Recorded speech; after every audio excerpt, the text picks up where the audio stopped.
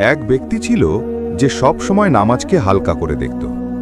আজ পড়ব, কাল পড়ব, এভাবে দিন চলে যেত। একদিন কাজের ক্লান্তিতে সে রাস্তা দিয়ে হাঁটছিল। হঠাৎ সে দূরে আজানের শব্দ শুনল, কিন্তু সে ভাবল, চলো আজকেও বাদ দিলাম। ঠিক সেই মুহূর্তে তার সামনে একটি দুর্ঘটনা ঘটে। একজন মানুষ মাটিতে পড়ে শেষ নিঃশ্বাস নিচ্ছিল। মরার আগে লোকটি দু চোখ ভিজিয়ে শুধু বলল, ভাই, নামাজকে কখনো ফেলে রেখো না।